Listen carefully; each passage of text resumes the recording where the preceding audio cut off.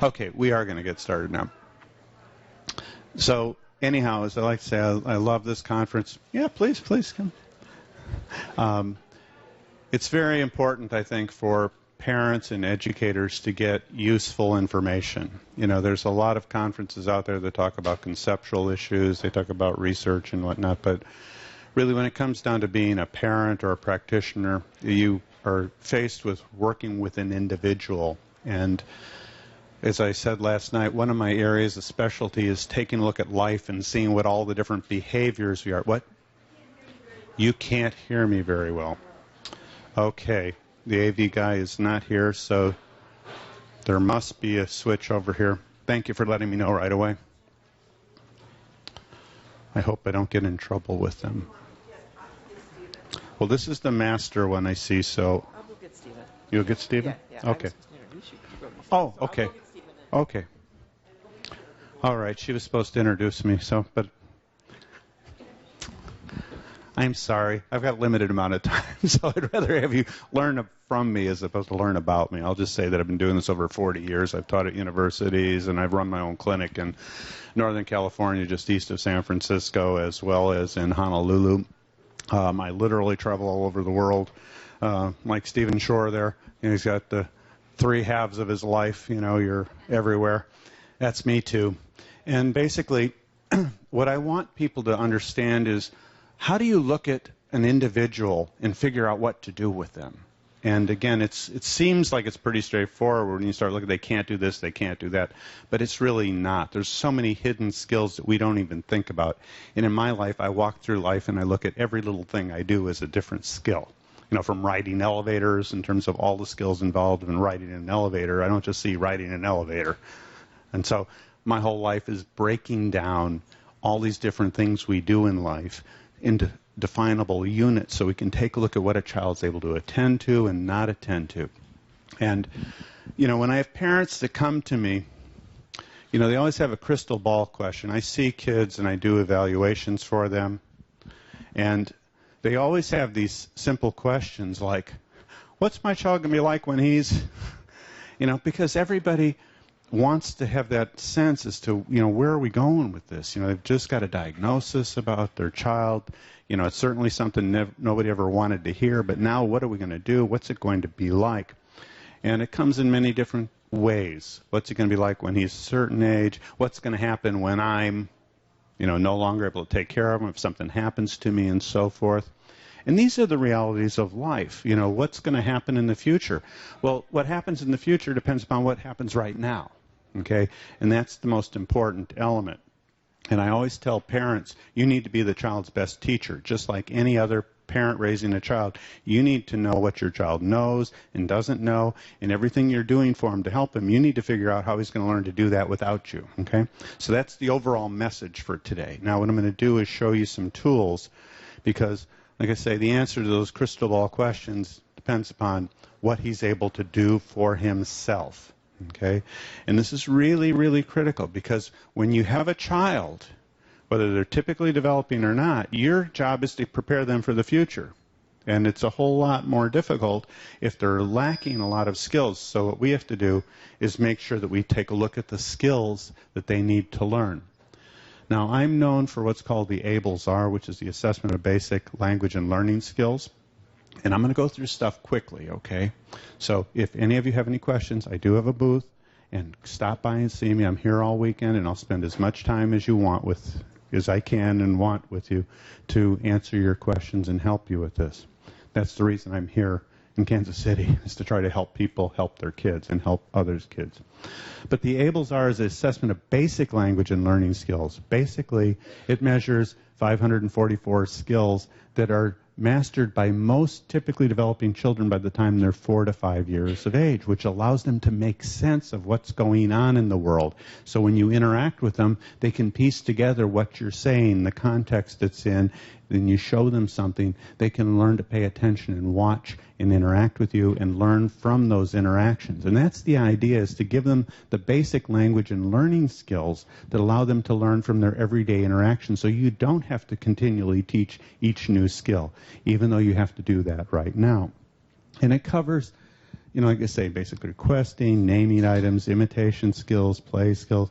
It does have some academics that goes up to about second or third grade level. And again, I got all those data back at my booth. You can come see me there. But what it does is it allows you to do an assessment.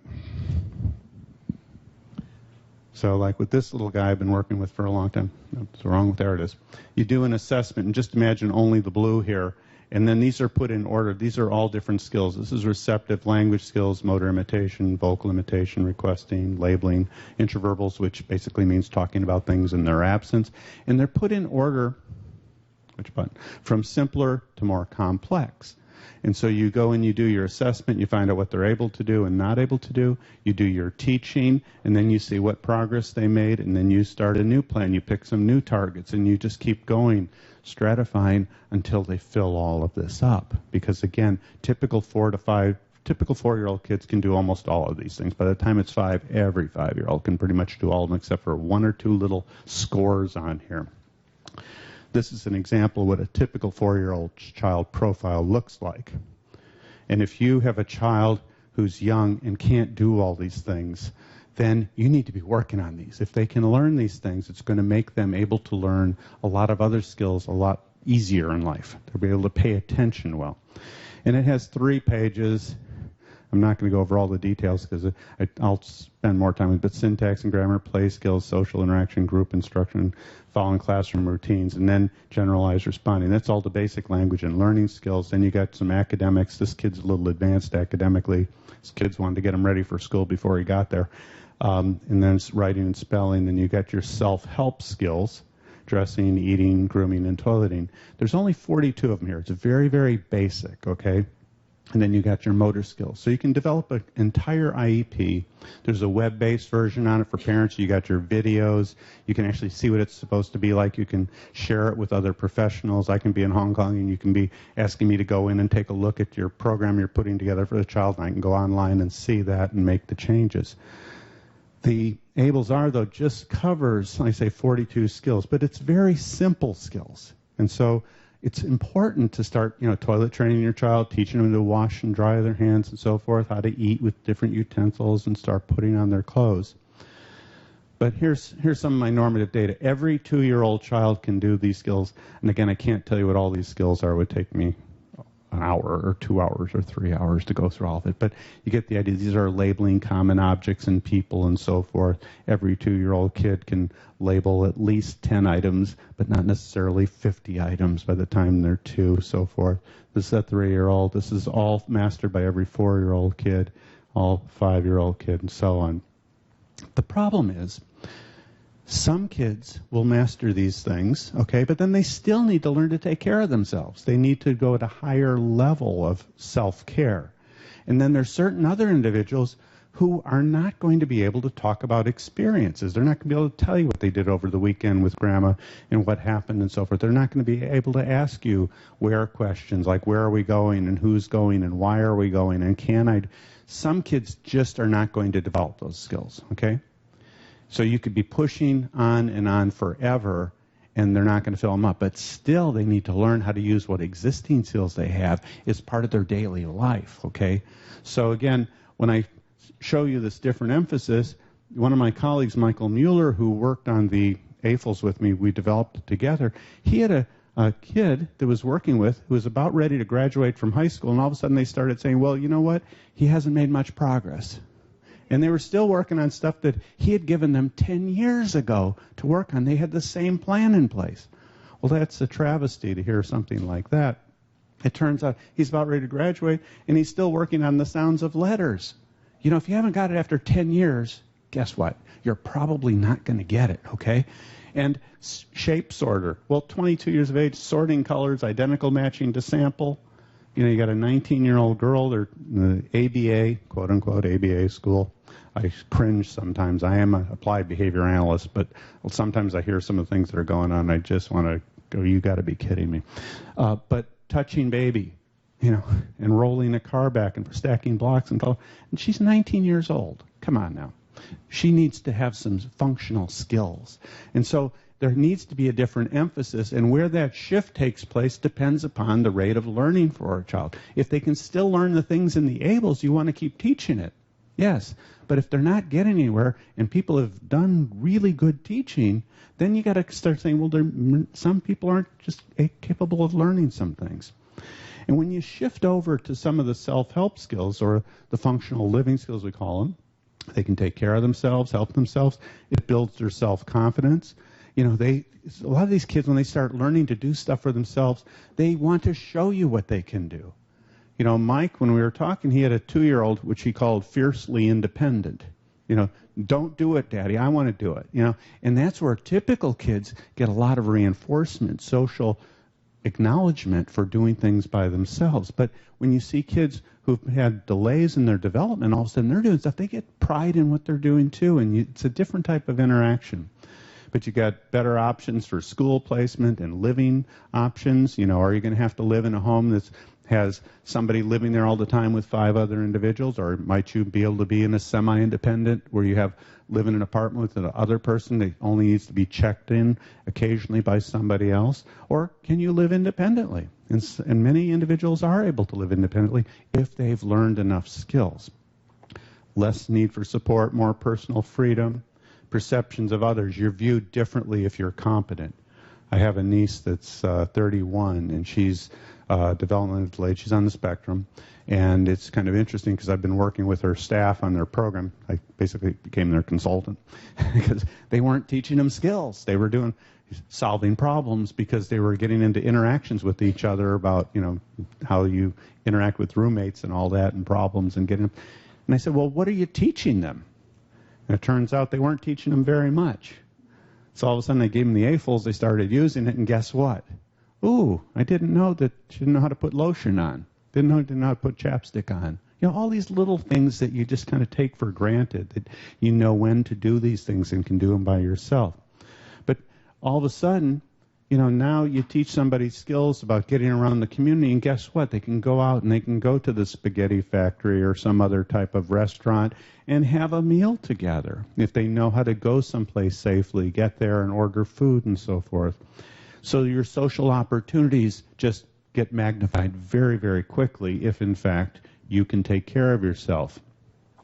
So when do you start this? Well, soon. Very, very soon. As soon as they're there. There's so many little skills you can be teaching. I'm going to show you one quick example here. Here we go. This is a little girl, and she's getting ready to go outside. And we're teaching her all kinds of skills. But I'm teaching the dad how to teach her to get her shoes. Because when I was watching Dad getting ready to take her outside before, what did he do? Lead her over to the steps, sit her down on the steps, put on her socks, because she can't put on her socks. But then he put on her shoes, and out the door they went. And I said, well, wait a minute now. Why don't we have her do some of this too, okay? A place to start. It may not be the whole process, but let's see what we can do. So I'm teaching Dad how to teach. So Dad is now my student, okay? Come take it. Sit down. Let's sit down. Good.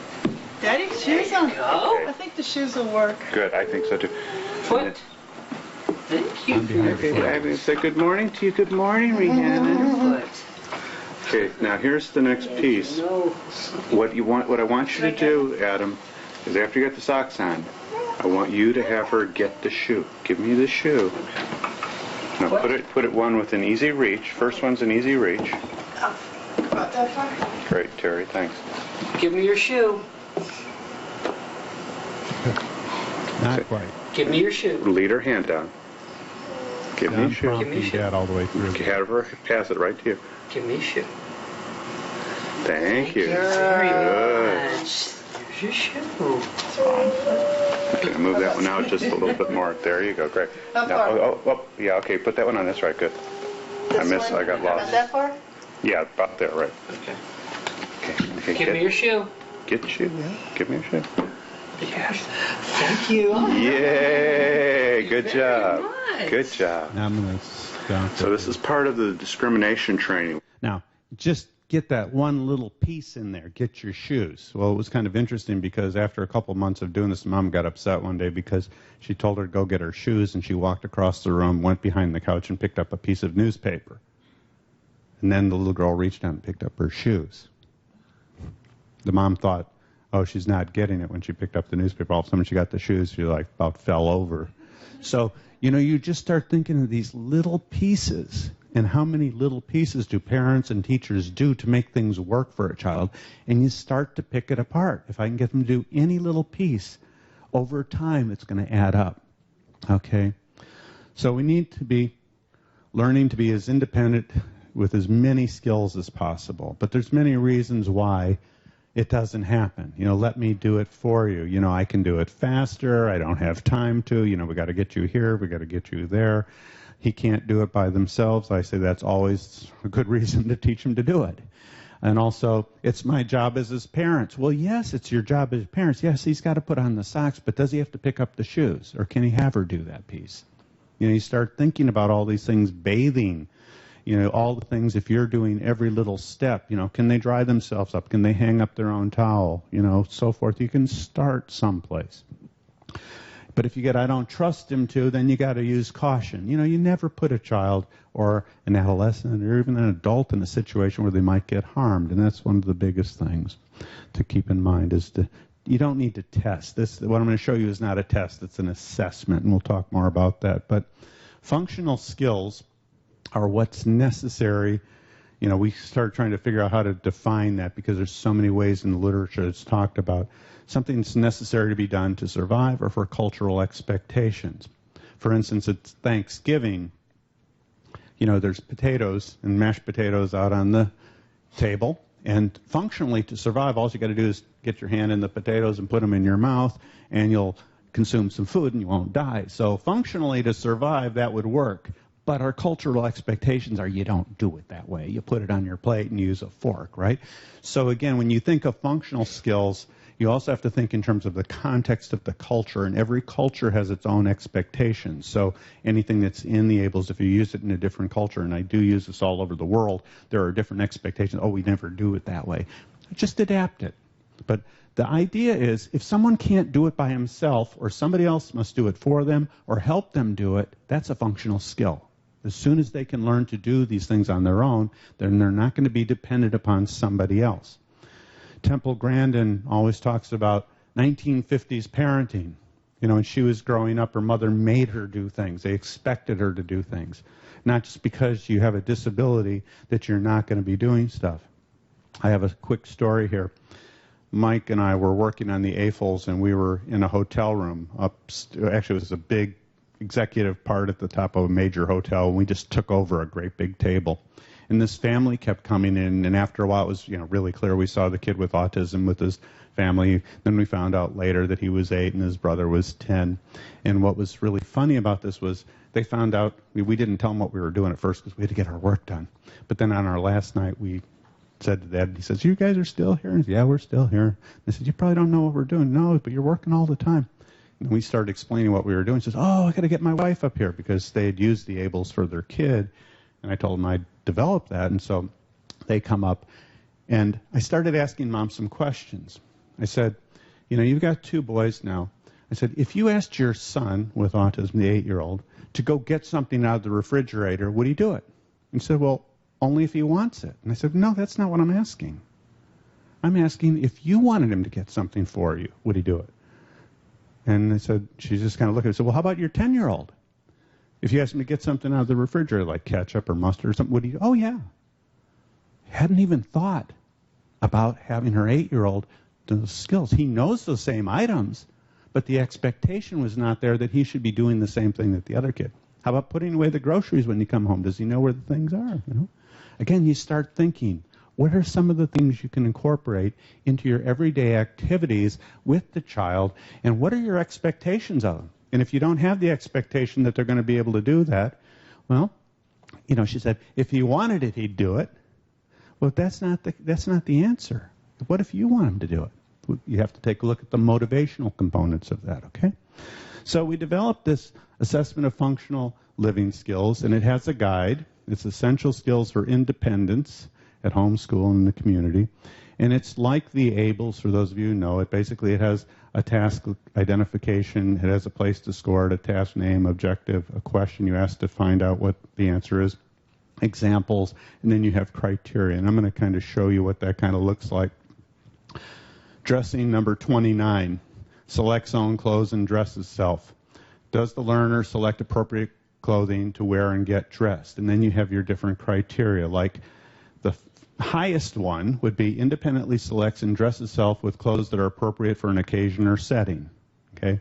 That's the highest. And then below that, there's different levels. The first one is requires minimal physical prompts to select all items, meaning you got to kind of guide their hand to pick the items. The second one is requires verbal prompts to select all items, meaning you can tell them which items to get. The third one is selects all items to wear, but requires verbal prompts to ensure that the items match and are appropriate for the setting. Okay, so there's different levels, and of course, the highest one is they pick the right type of clothes that match. Okay, depending upon community standards again. Okay. Different communities have different standards as to what's okay, okay? But the AFLS is not a test. This is really important. It's an assessment. You don't have to put them through all the steps to see what they can do. What you're trying to do is fill out what you know they can do. So you look at the items and you say, if you know they can already do it, you score it at the level they can do it. If you know they can't do it, you score that too, okay? And sometimes they've not had an opportunity to do some things. You know, if you've never been to the city and you've never ridden on escalators or elevators or something like that, then they can't do it because they've never been exposed to it. Now, maybe if they're exposed to it, they'd learn it very quickly, but for right now, they haven't done it. The scoring is simple. You do the initial scoring on the top line, and you always score for the highest score for which they meet the criteria, and you don't give them extra credit if they're almost there. If they're not there, they're not there. You score them lower, okay? And then when you do your update, you do it on the second line and so forth. Again, the highest criteria. And then what you do is after you get the score, you then score it. This D4, for instance, was a 0, so you color the little dot to 0. That means on the first time we did it, he couldn't do any of them. Then you come back and you do your first update, and now he's at the first level of it, so then you fill in one block. And next time you come back, he's doing a little higher level, so you fill it in. It stays the same for the next time you come back, so you just leave it the same. Okay, I can give you more advice on that back at the table there, or from the guidebook. It lays it all out for you. But you only assess things that you're not quite sure of that you know they can do safely. For instance, you wouldn't give a 2-year-old a butcher knife and say, go hand this to daddy, right? So, you know, you use common sense, okay? You don't see if a kid can make it across the street, you don't do that, okay? You never put them in danger. There's a great big page that says, warning, read this before you do anything in each of the books, okay? But it's broken down into different protocols. And it's meant to be this way because when we were doing it, we had like over 1,000 items. And somebody looked at that and they said, nobody will ever touch this. So what we did was we broke them into 4 protocols for now. We're actually going to have 6 protocols total. But the first one is the basic living skills. And this goes over things like self-management, basic communication, dressing, toileting, grooming, bathing, health, safety, and first aid, and nighttime routines. And this is where when you start looking at toileting, there's only 10 items in the ABLES on toileting. Here there's like 42, okay? And it includes public restrooms, it's women on their periods and how they deal with that. I mean, there's all kinds of stuff in the toileting issue there. And then you get grooming, bathing, health, safety, and first aid, and nighttime routines, 225 items. So that's a good place to start because they are basic living skills, okay? And the way they're arranged is just like the ABLES, except there's little holes here. And that's because in the ABLES, they're put in order from simpler to more complex. And you can't do that with the functional skills. You'd be jumping all over the place with your skills. So what we do is we group them. So for instance, in the toileting, these are all the public toileting. This is during the periods for women and so forth, and guys with urinals. I mean, so we've got all different sections in there. So, but again, you can pick from different sections in each of the categories, okay, as you start to teach. And just to give you a general idea, like the self-management, major behavioral issues, and if these are filled in, that's good. That means they don't have any. They're not hurting others, they're not hurting themselves, they're not destroying property. Generalized cooperation, flexibility, rules of conduct, and I'll give you some examples of these. This is a small set of the language component off of the ABLES assessment. The ABLES has, hundreds of items in this, but this is just a small sampling. Like, do they understand what you're saying to them? Can they ask for things? Can they label things? Can they talk about things in their absence? And can they engage in some reading and writing skills? And then your dressing, you got putting clothes on and off.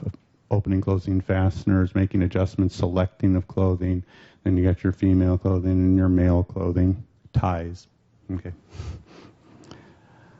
And then you've got your toileting, your pre-toileting, your use of the toilet, independent and bathroom care, public toilets, female, males, I've already said.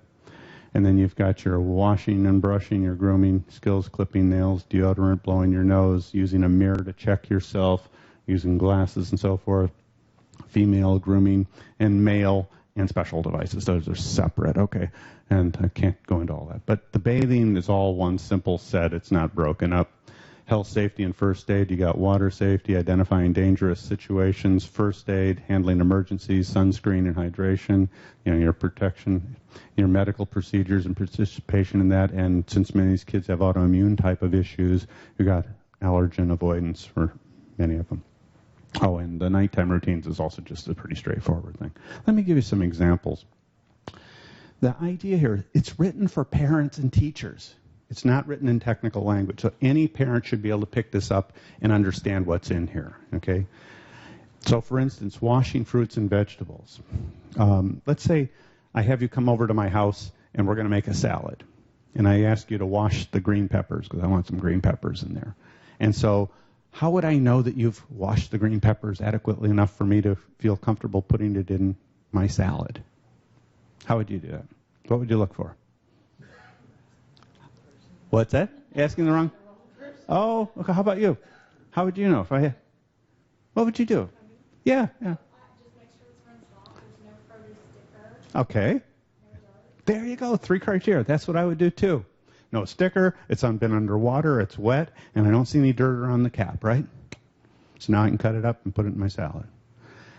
Let's take a look at the criteria. Washes fruits and vegetables. Learner will wash fruits and vegetables and place them in a colander or drainer. Okay.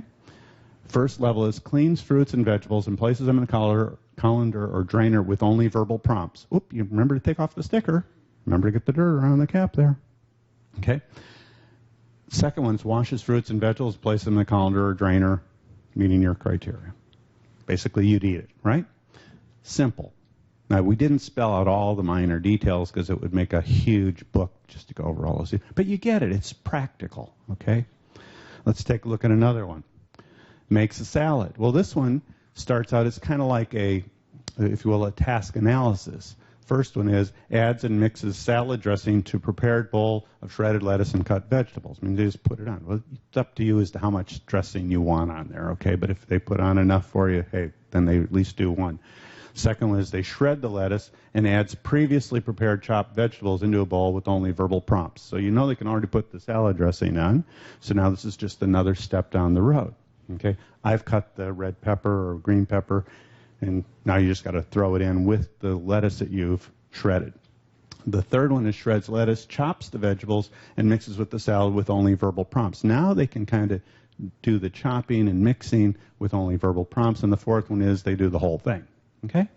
And so, again, it gives you a way of kind of seeing progress. They may not be able to make a whole salad, but they can participate in parts of it, and you can gradually teach them all of it so that they can eventually make their own salads.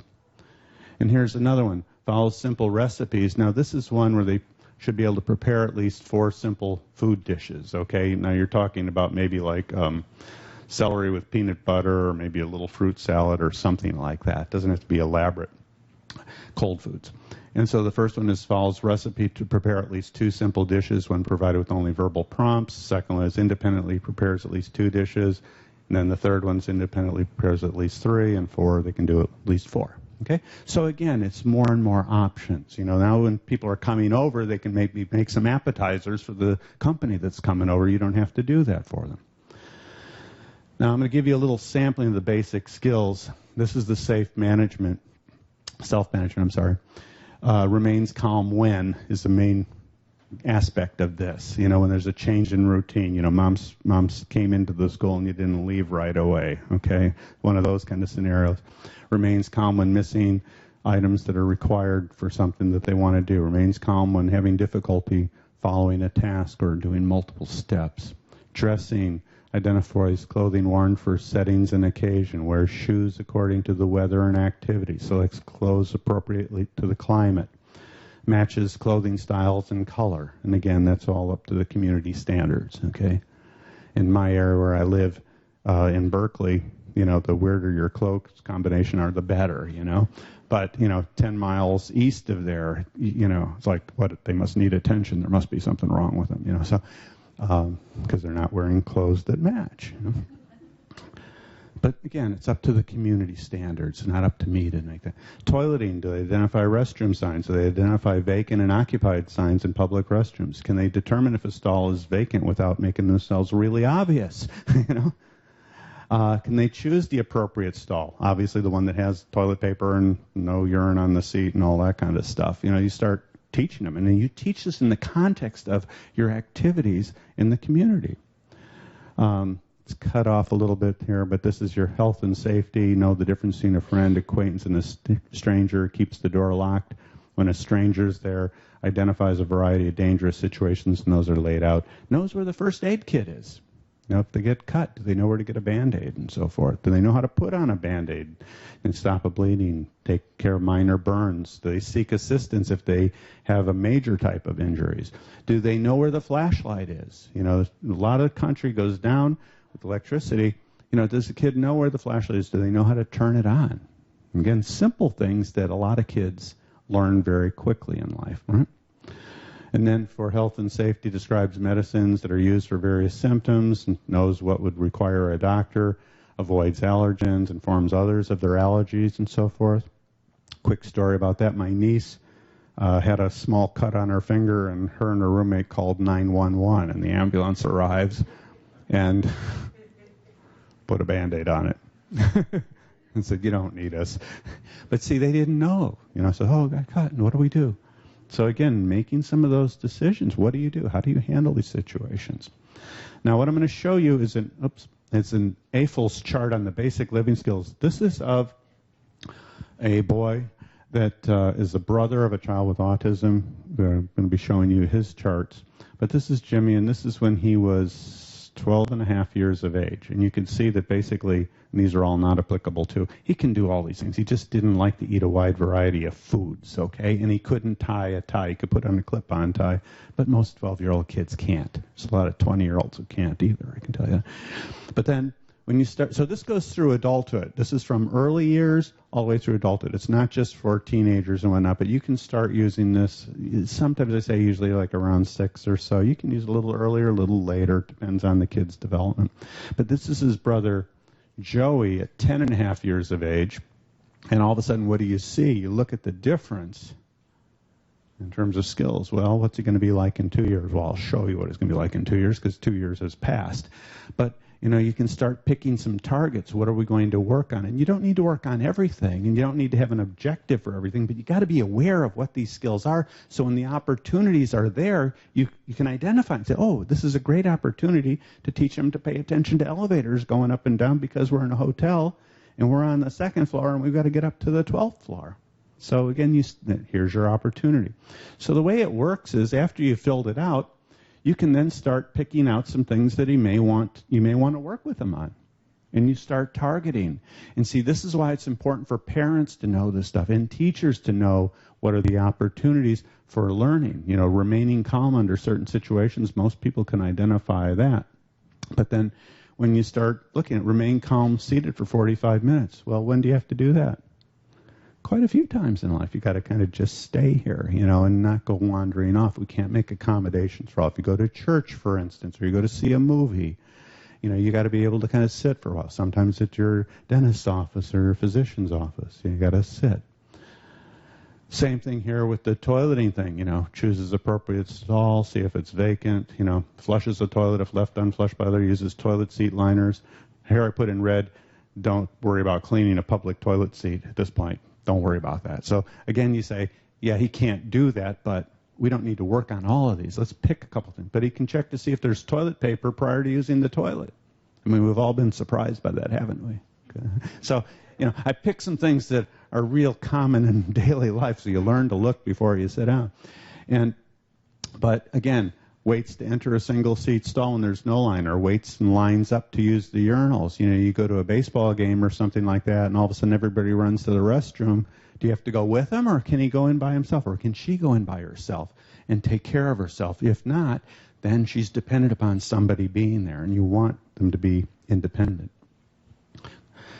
And then you start taking a look at some of the other things. Well, probably don't worry about flossing his teeth, but, rinsing the sink after he brushes his teeth a little bit better and using mouthwash and being able to spit it out, blowing his nose, applying chapstick and lotion and clipping his nails. Don't worry about the toenails or deodorant. He's not at the point where he's stinking yet, so the hormones aren't there yet to worry about him having body odor.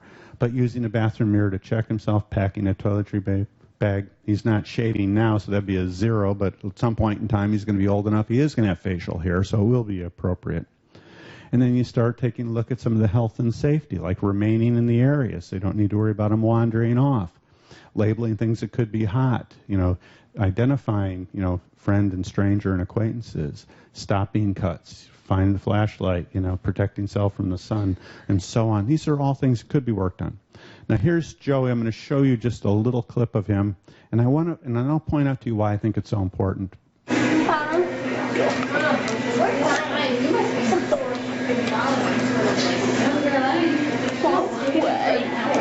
Good job taking those skates off all by yourself. I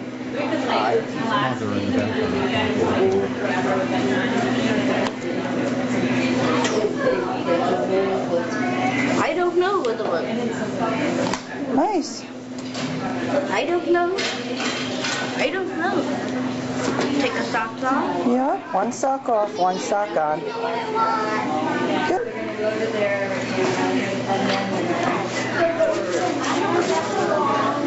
Nice.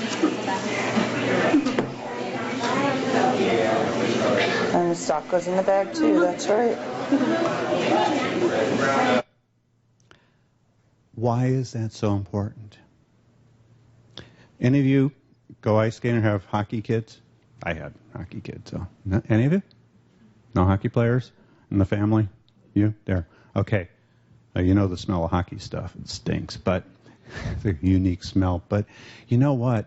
Every kid who goes somewhere with somebody, if they can do these simple things, and you're their neighbor, and you've got a kid that's going ice skating, you've got a kid next door who's got a child with autism, but they can kind of take care of some of their stuff, you're more likely to take them along with you than if you got to do every single step for them. And I go to the YMCA. I look good there. Don't go to the 24-hour places where everybody's. I choose my audience well. But what's funny is that, and I went in there and I saw this guy, and he always comes with his 2 boys on a lot of the same evenings I'm there. And I laughed and I said, "Hey, I hope you don't mind, but I use you guys as an example in my talks." He said, "What?" And I said, "Well, remember I told you before you were a good parent?" And he said, Yeah, I remember that. He said, "Well, I explained to people what you do with your kids, really young kids. They've got to get their own swimsuit and put it in the bag. They got to get their own socks and put it in the bag. They got to get dressed by themselves." He makes these tiny little kids do all this stuff at a very, very early age. But again, what happens with a lot of kids with developmental disabilities, it's done for them. They may take off such a socks, get put in the hamper by mom or dad. The pajamas get pulled out and given. Why not have them do some of that stuff? Because every little step that they can do makes it more likely that somebody else is going to include them in activities, because they don't have to worry about, are they going to have to put away the skates and the socks. They may still have to tie the skates, because at this age you still are tying the skates for the kids, I'll tell you. But at a certain point you make them tie them by themselves. But again, this is something that just opens up as opportunities to be with other people and be included. Simple skill, but critical. That's why I want to just highlight that. Now here's Joey a year later. Now he's 11 and a half, and you can see that he's made progress on the public toileting and so forth, some of the health, safety, and first aid, more on the basic communication, more on the self-management. And here he is at 12 and a half, where his brother was. Okay? So now we fill in again what he's made progress on. Okay? So we're making progress. We do the same thing with the home skills. This is another section that has 251 skills: meals, dishes, clothing, laundry, housekeeping and chores, household mechanics, leisure skills, kitchen skills, cooking skills. And so when you start to look at it, it's kind of the same thing. Do they know how to use utensils? Do they know how to drink from cups and serve themselves? Do they know their manners? Do they know how to clean up?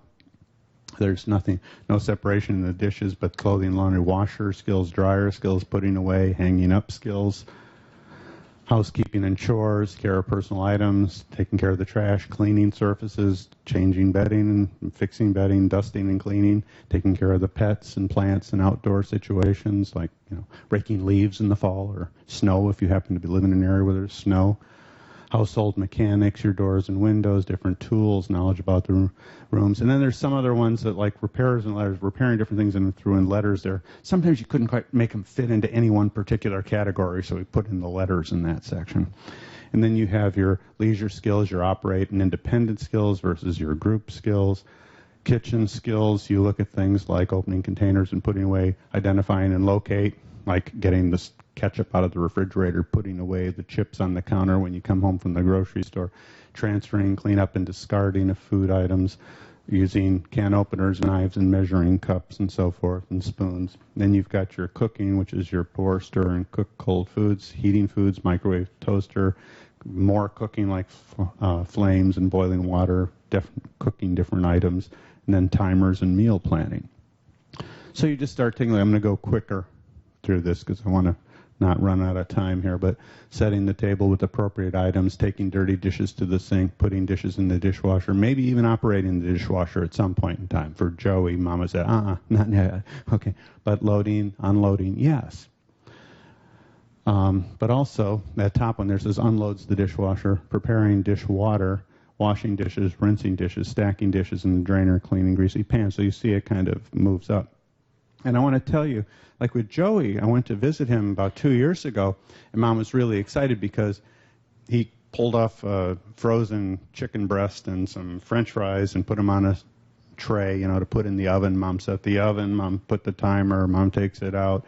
He takes it, puts it on a plate, and she gets out the knife and the fork, and she starts to carry it to the table. I said, no, go back.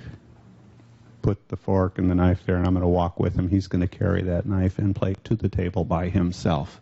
You just start thinking all these things, because they were very happy that he was now cutting the chicken with a knife and a fork, which is way cool. That's what they were anxious to show me. But I said, that's great, and I'm really happy he's doing it. But how about timers? The kid uses timer. He knows his numbers. How about him setting the timer? Maybe you still set the oven, but how about him setting the timer? How about him putting it in the oven?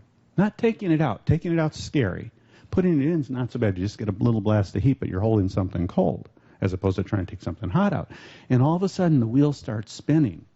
Why are you waiting for the timer to go off? Why not him tell you when the timer goes off and him tell you it's time to take it out? So again, you just start thinking, but all of these things make you start to think, what could I have them be doing?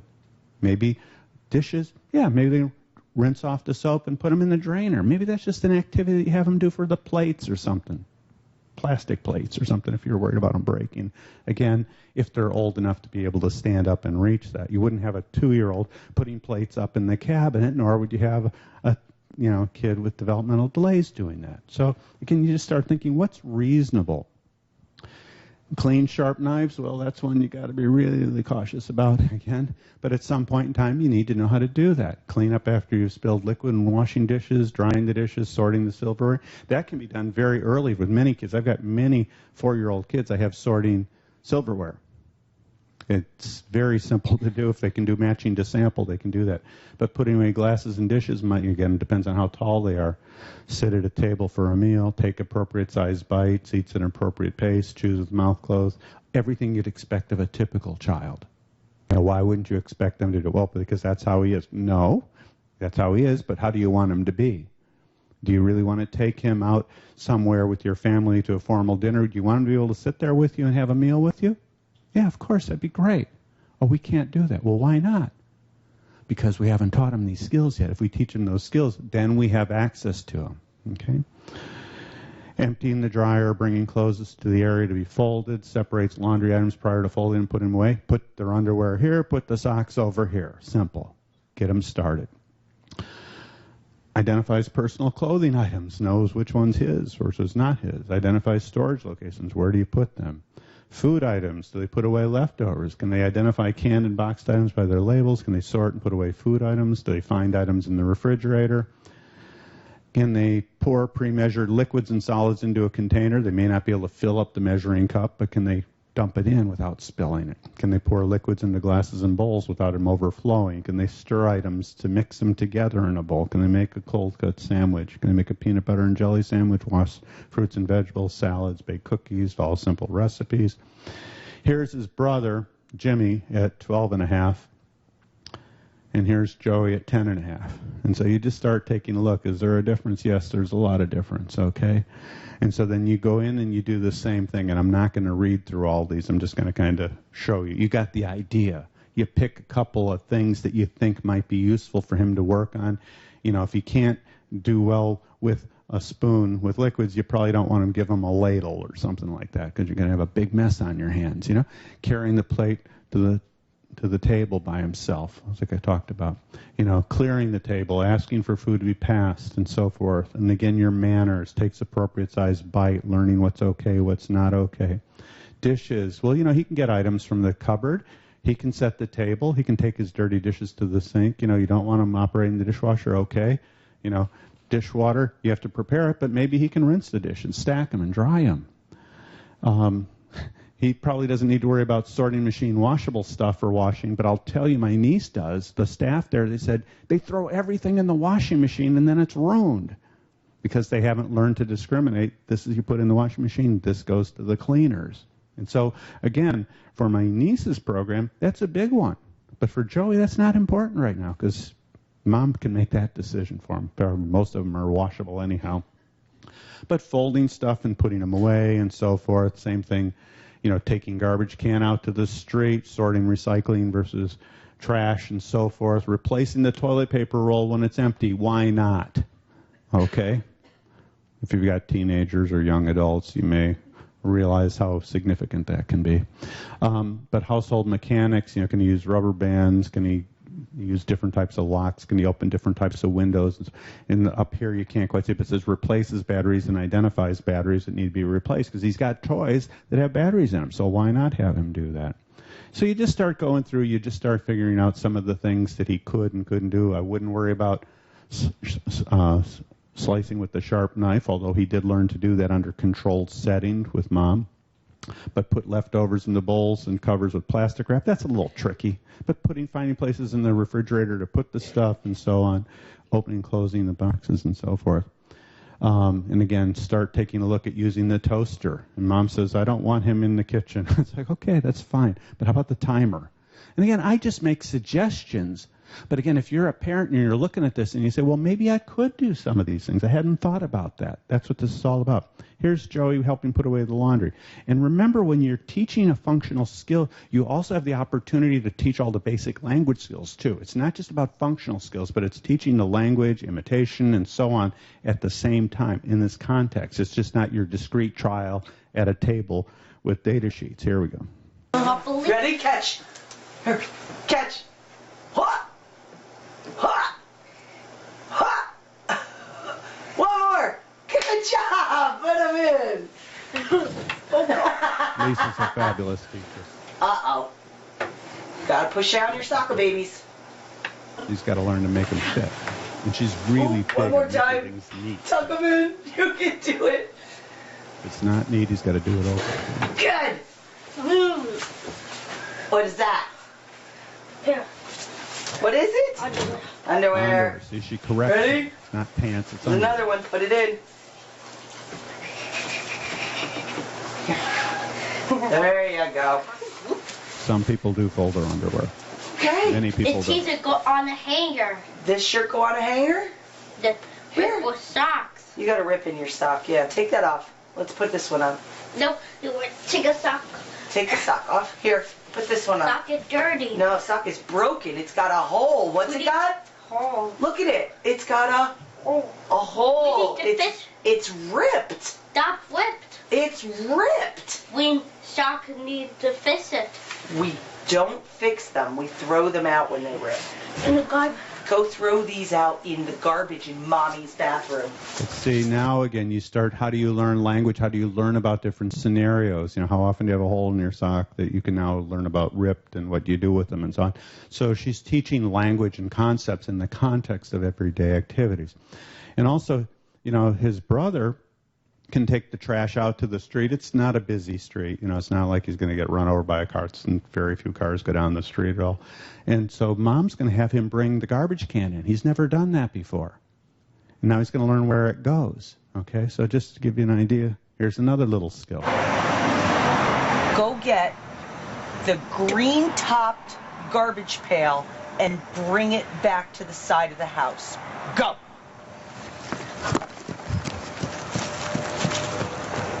See, it's a quiet here. But he goes, gets the right one. He can understand what she's talking about, but he doesn't know where it goes. You're going to watch her prompt the first time.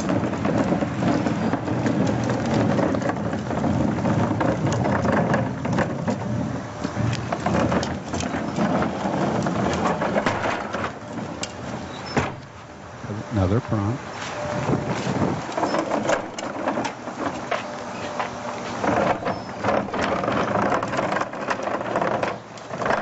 Good. That's the side of the house. And now she's teaching Let's about put it what right the side here. of the house is Right. and where it's supposed to go.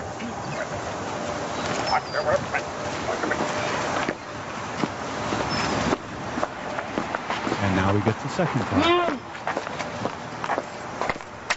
Okay. Go get the other garbage pail and put it on the side of the house next to the green one. Go.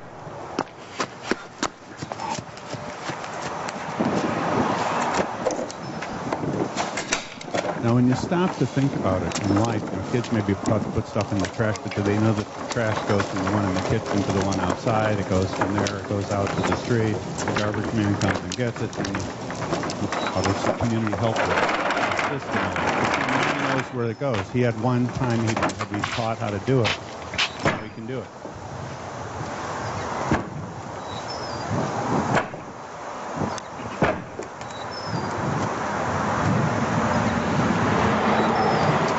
You did it! 10. Yeah. Last chore. See, so now he can bring in the trash cans. So now you got a helper. And that's what you have kids for, right? Is to do chores for you, right? And probably not bring it out to the street when it's full, but bringing it back in for now. But again, you start thinking about it in terms of time concepts. If you have a calendar and it's Tuesday night, you got to take the trash out so that the garbage man will pick it up on Wednesday morning, and Wednesday you got to bring it back in. Now all of a sudden the calendar, time schedules, community helpers all comes together. But see, a lot of times kids don't even know that the trash goes outside in the can. Daddy or mommy does it. They don't know that it goes out the street. They may have seen a picture of a garbage truck and they say a garbage truck, but do they really know what this garbage collection process is all about? Well, only if you involve them in the process. So here he is. This is a year later. You can see the progress that he's made in the dishes and the clothing and the laundry, household mechanics. I mean, he's making progress in cooking, some of the kitchen skills. So he's making progress in some nice areas. And here he is between 11 and a half and 12 and a half. And now he's doing more with the laundry and so forth. So again, you just start seeing the progress over time. And it's the same thing with the community skills. I'm going to go through this real rapidly, but basic mobility, community knowledge, shopping, eating in public, money skills, phone skills, time skills, social awareness and manners.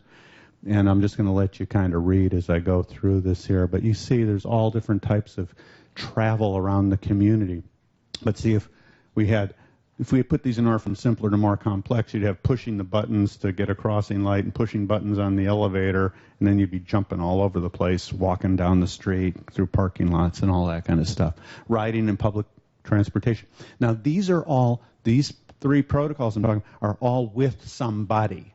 It doesn't mean you're out of somebody's care, okay? Somebody's always kind of got their eye. When we get to the independent living and vocational, that's when you're more on your own. But community knowledge, they know about things in their environment, their own information, and so on. When they go shopping, can they use vending machines, grocery stores, make clothing, purchasing items, and interacting with clerks and so forth. And it's not that they're going to get all these at once, but if you're aware that there's certain skills you can teach, you do it. Eating in public, you have your general eating, but then you also have your fast food and seated restaurants. Money and phone are all straightforward there. But, your time, schedules, time of day, clocks, calendar, and then you got your social awareness and manners, and there's many different things in there. Very, very quickly. Can you walk in parking lots? Do you watch for cars as you're going across a driveway? Do you look both ways to make sure nobody's coming in or out from different directions? Can they walk to familiar places which don't involve, crossing streets? Do they attend to the driver's facial and hand signals? And when we're walking, we're always making eye contact with the drivers to make sure it's safe for us to step out. We need to teach them about that. Identifies the elevators going up or down, joins line to get into an elevator if that's part of your culture. I'll tell you, some cultures, they don't care. You just get in. First one in gets in. If you don't get in, you're stuck. But wait before entering an elevator. I wish more people would do this. They always try to rush right in before they have a chance to see if somebody's coming out. Identify as going up or down and knowing if it's going the way you want. Shopping. Do they know whether to select a cart or a basket, or if they're just going to get one item, they don't need any of them? Can they purchase from a list? Do they stay with you? Do they walk through the store without grabbing stuff? That's the reason a lot of parents don't take their kids shopping. Well, then they need to learn how to walk into a grocery store and keep their hands to themselves, okay? So you got to practice that. You don't take them shopping when you got to read the labels to see if it's gluten-free, casein-free, or have food and drug number 3, yellow dye, That's not the time. You take them in, you teach them how to walk with you, and then you get them out of there and reinforce them for doing well.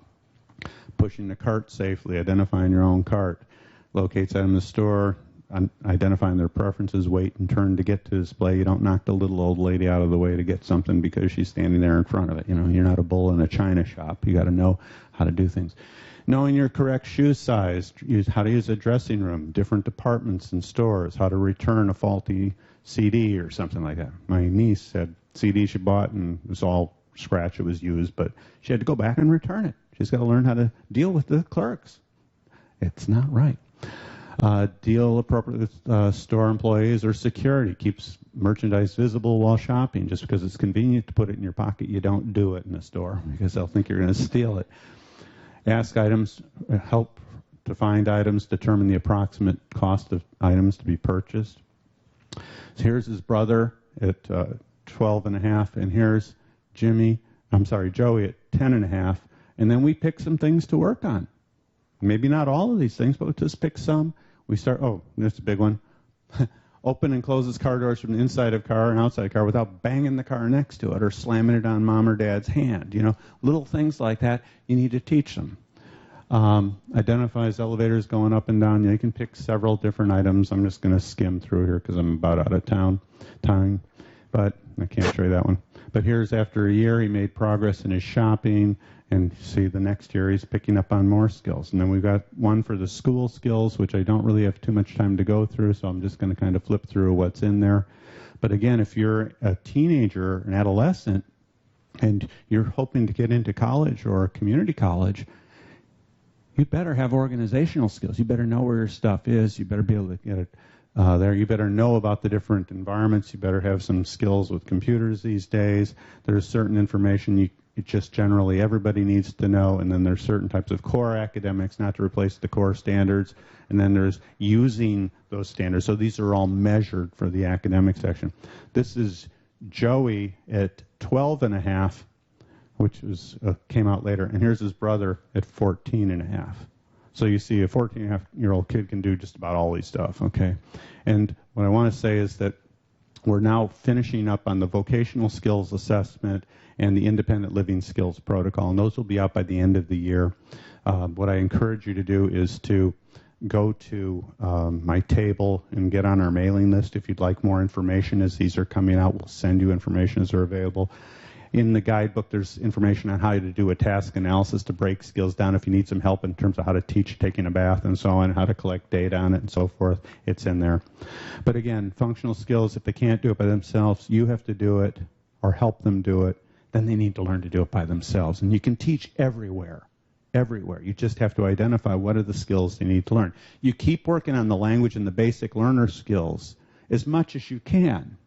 But you can teach a lot of those in the context of the functional skills, again, if they're not making progress. And if you would like more information, please stop by my booth. I'll be more than happy to. All of my work has been written for parents and teachers. And that's one of the things that I kind of pride myself in. Many of my colleagues write for themselves to show how great they are. They can know all this stuff. I don't. I want to write so that you as a parent, you as a teacher feel comfortable picking it up and can understand what I'm trying to tell you. And if I can't do that, then I'm not doing my job as a teacher. So anyhow, thank you very much for being here today, and I hope you enjoy the rest of the conference. And please stop by and see me. I would really love that, okay? Thank you.